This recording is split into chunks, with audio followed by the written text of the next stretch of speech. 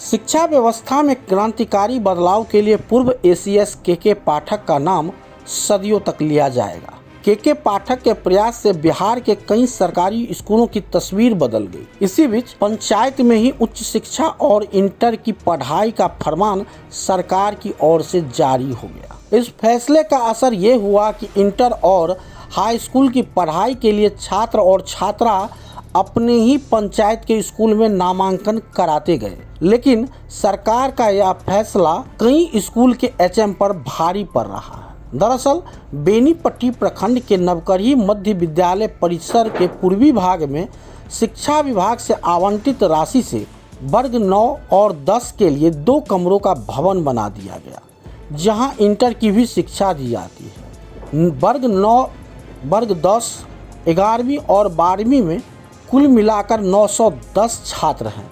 शिक्षण व्यवस्था के लिए बाकायदा सभी विषयों के दक्ष शिक्षकों की फौज भी लगा दी गई।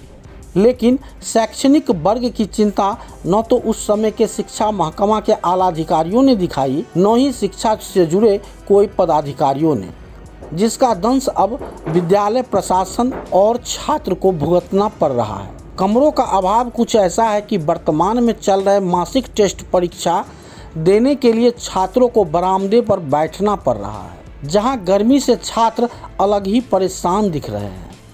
वही कमरों की स्थिति की बात करें तो एक बेंच पर 3-3 छात्र इस भीषण गर्मी में बैठकर परीक्षा देते नजर आ रहे हैं। बताया जा रहा है कि स्कूल का अपग्रेड किया गया, लेकिन संसाधन न तो पहले थी न ही अब है। लेकिन पहले तो छात्र यदाकदा स्कूल आते थे, अब तो नाम कटने के डर से लगभग सभी छात्र रोजाना आते हैं। ऐसी स्थिति में संसाधन की कमी साफ दिखाई दे रही है। स्कूल परिसर में कहने के लिए तो करीब 10 से 12 चापाकल गाड़े गए, लेकिन अधिकांश चापाकल गायब हैं।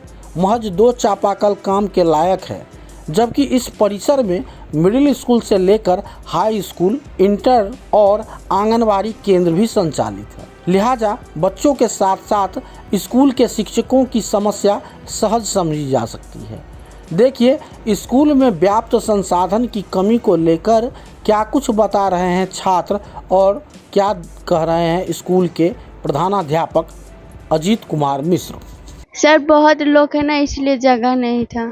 अभी बहुत लोग दूसरे गांव का आया ना एडमिशन, इसलिए थोड़ा जगह नहीं है। मतलब क्लास में जगह नहीं है, इसलिए हम लोगों को यहाँ पर बैठाया गया है। ये ऐसा है, यहाँ 9वीं में 74, 10वीं में 79, 11वीं कला में 28, 11वीं वाणिज्य में 21 और 11वीं विज्ञान में 13, फिर 12वीं कला में 2। इस प्रकार से 217 विद्यार्थी यहाँ नामांकित है और 78 विद्यार्थी लगभग जो लिस्ट निकला हुआ है उसमें नामांकन होना है। तो इस प्रकार से कुल मिला के 295 विद्यार्थी है। इतने फैकल्टी का विद्यार्थी क्लास वाइज बैठाना मुश्किल है। यहाँ हमारे पास सिर्फ 2 कमरा उपलब्ध है और इसके अतिरिक्त हमारे शिक्षक लोग जो कार्यालय होना चाहिए जो बैठेंगे उसके भी लिए जगह नहीं है। हम इस संसाधन में कैसे क्या करें कुछ समझ में नहीं आ रहा है। मेरे साथ ज़्यादा ये परेशानी हो रही है। यहाँ कम से कम 4-5 कमरा होना चाहिए।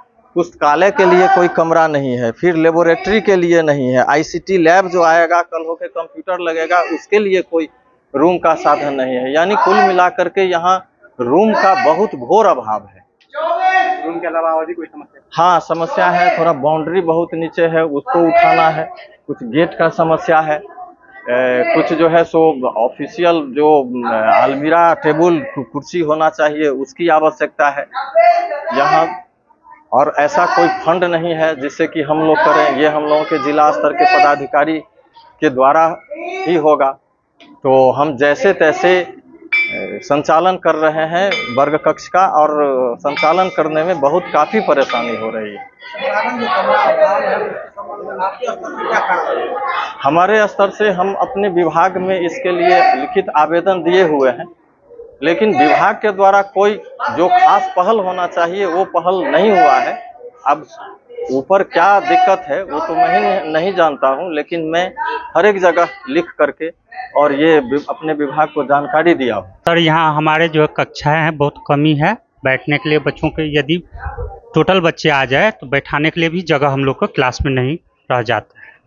इसी कारण से हम लोग जब बच्चे मंथली टेस्ट भी देते हैं उनको बाहर में बैठाने की व्यवस्था की जाती है। अब बेनीपट्टी में झोला प्रिंटिंग की फैक्ट्री, जहां कम खर्च में क्वालिटी वाले झोले बनाए जाते हैं। EMI पर भी यहां से माल ऑन टाइम डिलीवरी ले जा सकते हैं। साथ ही लड़की की शादी में यहां मिलता है मुफ्त में झोला। तो आज ही संपर्क करें श्याम एंटरप्राइजेज, बेनीपट्टी, बेटा बाजार, नियर ग्रामीण बैंक।